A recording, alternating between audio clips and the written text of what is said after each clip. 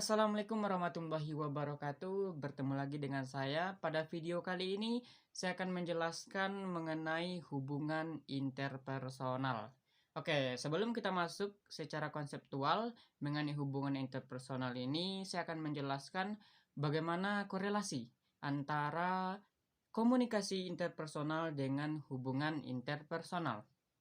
Komunikasi interpersonal itu adalah proses komunikasi yang terjadi pada dua individu yang bersifat akrab, ya, yang bersifat akrab, face to face, ataupun tanpa direncanakan.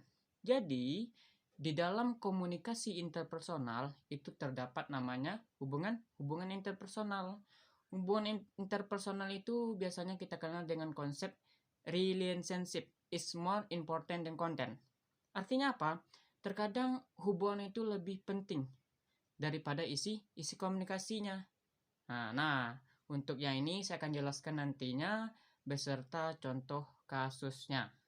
Oke, sekarang kita masuk ke dalam jenis-jenis hubungan interpersonal terlebih dahulu. Yang pertama adalah hubungan pertemanan. Yang kedua ada hubungan persahabatan. Yang ketiga ada hubungan pernikahan. Yang keempat ada hubungan keluarga. Hubungan keluarga ini di sana kan ada bapak, ada ibu, ada kakek, ada paman, dan lain sebagainya. Yang terakhir ada hubungan ibu dan anak.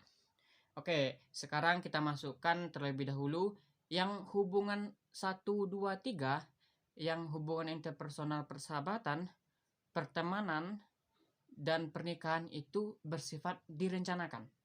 Sedangkan yang dua lagi itu yang bersifat kodrat, yang hubungan interpersonal yang ibu dan anak dan hubungan keluarga. Contohnya begini, masa bisa direncanakan, saya terlahir harus menjadi anak Sule lah, saya terlahir harus menjadi anak Jokowi lah. Gak mungkin kan, itu adalah bersifat kodrat, itu adalah urusan yang di atas, makanya bersifat kodrat, tidak bisa direncanakan. Oke, sekarang selanjutnya kita masuk ke dalam tahapan-tahapan dari proses hubungan interpersonal yang direncanakan ini. Yang pertama adalah tahapan perkenalan. Di tahapan perkenalan ini itu saling mengirim, saling sharing informasi dasar. Contohnya begini, sebelum kita melakukan kuliah secara efektif, kita sebagai mahasiswa baru itu ada namanya apa ya? PKKMB, ada namanya ospek. Nah, di dalam ospek tersebut itu kita saling kenal, teman baru, suasana baru, kakak baru. Nah, biasanya kita sama teman di samping nih pasti nanya tuh, siapa namanya kak? Siapa namanya bang? Apa sih nanya? Nama saya Andi, nama saya Rio gitu kan. Itu adalah tahapan perkenalan. Nah, selanjutnya ada tahapan pendekatan. Tahapan pendekatan ini lebih intens, lebih dekat daripada tahapan perkenalan. Biasanya itu di kelas ya. Kamu sekelas dengan saya ya? Iya, saya sekelas dengan kamu. Daerahnya di mana, Kak? Daerah saya di Sumatera. Sumateranya di mana? Saya di Padang. Oh, di Padang sama kok, saya juga di Padang, Kak. Di sana terjadi pendekatan. Karena biasanya dalam komunikasi budaya itu ya, apabila kita satu daerah itu rasanya tuh sangat kuat. Karena begini teman-teman, kalau kita ketemu orang Indonesia di luar negeri, walaupun berbeda provinsi, berbeda suku, agama, kebudayaan, berbeda antar pulau, apabila kita bertemu di luar negeri itu rasanya dekat gitu kan, itu karena dipengaruhi oleh identitas yang namanya hubungan interpersonal. Oke, sekarang kita masuk ke dalam tahapan konfirmasi. Tahapan konfirmasi ini adalah hasil dari refleksi dari tahapan perkenalan sama pendekatan. Enak ya berteman dengan Andi, orangnya asik, disiplin, rajin sholat. Nah, enak ya berteman dengan Ani, dia rajin membaca buku ke perpustakaan, cari-cari bahan perkuliahan, sholatnya nggak pernah tinggal. Itu adalah pada tahap konfirmasinya. Oke, sekarang kita masuk ke dalam tahap tahapan keputusan hubungan. Dibedakan ya guys, pemutusan bukan pemutusan, keputusan hubungan. Contohnya begini, aku udah kenal dengan kamu, kamu udah kenal dengan aku, jadi hubungan ini bagaimana, mau dibawa kemana, apa statusnya. Nah, itu adalah tahapan keputusan hubungan. Nah, ya gimana ya teman aja lah, asik temanan lagi kan. Nah, gimana ya, lanjut nggak ya, nah, begitu. Atau yang udah lama pacaran, saya udah lama pacaran, gimana ini udah beberapa tahun, apakah cuman sekedar ini atau gimana, atau dilanjutkan di jenjang yang lebih serius, pernikahan. Nah, itu adalah keputusan hubungan. Selanjutnya kita masuk ke dalam faktor-faktor penyebab dari putusnya hubungan interpersonal ini. Yang pertama, tidak percaya lagi. Nah, tidak percaya lagi ini mungkin karena sering dibohongi ya. Kita masuk ke dalam contoh persahabatan lo. Kita sering dibohongin. Hai guys, besok kita kumpul jam 10 ya di perpustakaan ini. Nah, ternyata nggak datang-datang. Udah 1 kali, udah 2 kali, udah 3 kali. Yang keempatnya nggak percaya lagi sama dia. Itu adalah salah satu faktor penyebab dari putusnya hubungan interpersonal. Selanjutnya yaitu kesalahan yang beruntun.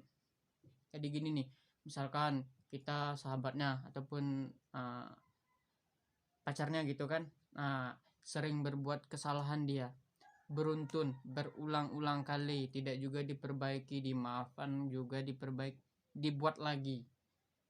Itu bisa menyebabkan putusnya hubungan interpersonal. Selanjutnya yaitu ada namanya pengkhianatan. Ini udah jelas ya, mungkin masalah bisa diselesaikan, tapi kalau udah berkhianat kayaknya susah lah untuk dimaafkan. Ya begitulah kira-kira kan.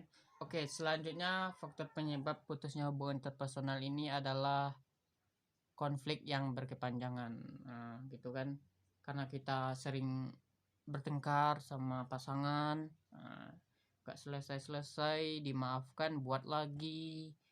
Terus pada saat kita yang buat masalah nggak dimaafkan, pada saat dia yang buat masalah kita maafkan, terus berulang-ulang kali, itu bisa menyebabkan hancurnya hubungan interpersonal. Oke, selanjutnya ada perubahan perilaku. Misalkan begini, pada saat kita awal kenal dia orangnya baik, rajin sholat, kuliahnya rajin. Di akhir-akhir semester, di semester 3 udah kelihatan aslinya kan, sering pergi keluar malam, pulangnya jam 2, jam 3, ngaur ke sana ke sini. Nah, dari perubahan perilaku itulah yang menyebabkan bisa kita memutuskan hubungan dengan dia gitu. Oke, sekarang kita masuk ke dalam studi kasus. Contoh kasus dari hubungan interpersonal ini. Oke, tadi saya menjelaskan di awal tadi secara konseptual ada namanya relationship. Ada tadi di awal saya sudah menjelaskan ada konsep namanya relationship is more important than content. Terkadang hubungan itu lebih penting daripada isi komunikasi. Contohnya begini. Misalkan kita sebagai seorang anak ada masalah, sangat banyak masalah, terus pergi ke orang tua, terus kita dipangku, itu memberikan ketenangan, padahal masalah itu belum selesai. Itu hubungan itu sangat dipengaruhi. Contoh selanjutnya itu begini, misalkan kita punya tetangga, terus kita punya tetangga polisi, terus kita kena tilang ataupun mau buat SIM, itu bisa mempermudah karena ada beberapa step yang bisa kita lalui untuk pembuatan SIM tersebut, karena dipengaruhi oleh hubungan interpersonal. Kita dekat dengan tetangga kita yang polisi tadi. Contoh lain mungkin begini, misalkan kita ingin membuat sebuah acara itu membutuhkan dana, terus kita mau buat proposal, kita mau kasihnya kepada alumni ataupun kepada saudara kita. Nah, pada saat kita butuh dana yang cepat, padahal proposal kita belum kita selesaikan, belum kita kasih ke alumni kita. Karena ada hubungan interpersonal, karena dipengaruhi oleh hubungan interpersonal, itu dananya bisa keluar duluan. Nanti proposalnya bisa nyusul. Nah, itu dipengaruhi oleh hubungan interpersonal. Oke, sekian dulu videonya. Terima kasih. Jangan lupa di subscribe. Thank you.